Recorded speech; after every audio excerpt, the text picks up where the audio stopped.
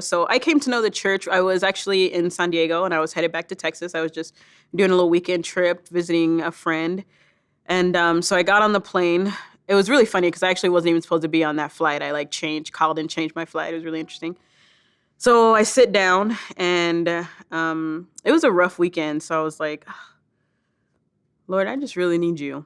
I feel just kind of, I don't know, interesting. It was just rough. And so as soon as I look up, this kid comes on the plane and he sits down beside me and he starts writing in his journal. And um, I look over. He looks like a pretty cool kid, So I'm like, he's got to be doing something cool. So I'm like, so you're writing songs or something? And he's like, no, I'm just like writing in my journal about the weekend. And I'm like, I'm sorry, like a diary. He like immediately got less cool in that moment. He's like, excuse you, like a man journal. I was like, okay, we're gonna be friends. We're gonna be friends. So we did the whole like cliche, like coming or going, And he said, well, I was just here visiting a friend of mine this weekend. He's actually leaving to serve a mission for our church. And I said, no way. I want to be a missionary. I remembered before when that preacher had come to my church and when I said, I want to be a missionary.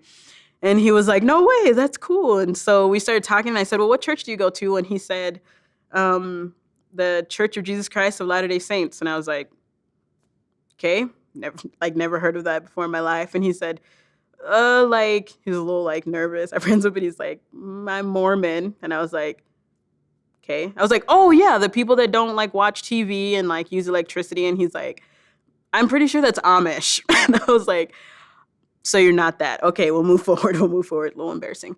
And so anyway, I remember him asking me, he said, how old are you? And I said, I'm 20.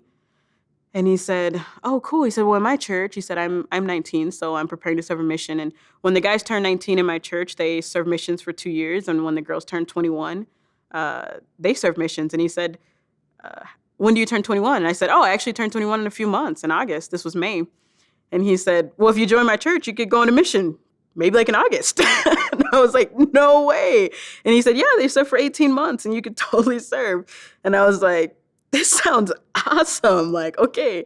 And so anyway, the whole flight, what was really interesting is, this may be wrong, but I think it was like a 2.5-hour flight. It may have been longer, but I remember our entire conversation being so spiritual, more spiritual than I'd ever experienced before with someone this age, a year younger than me. I'd never in my life met someone who loved God the way he did. And it was nighttime, but I just felt like there was so much light on him. And I know that's probably just in my brain, but it just seemed like on this plane that was like so dark that he just shined. It was an extremely powerful experience. And I remember everything he said, I would say, oh yeah, like we definitely need to have faith. And he'd say, yeah, and faith, it's, and we have scriptures and they tell us that faith is like a seed and you have to grow it and you have to do this. And every single thing that I shared that my preacher or pastor had taught me, it seemed like he had so much more to add on. And I just thought that was so interesting. Like, how does this 19-year-old kid know so much and have such a close relationship with God? And so anyway, after that, this was way back in the day, but I remember at the end of the flight, we just exchanged information, like phone numbers and MySpace, don't tell anyone that, Facebook and everything. And I found out that he only lives about 35 minutes. He lived about 35 minutes from me back home.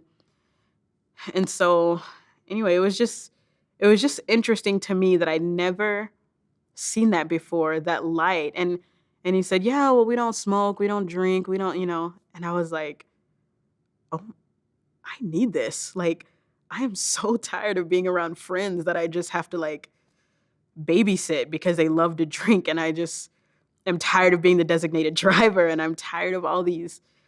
I just wanted what he had even before the end of that flight.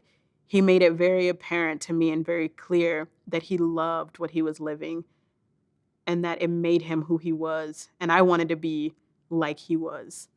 It was powerful.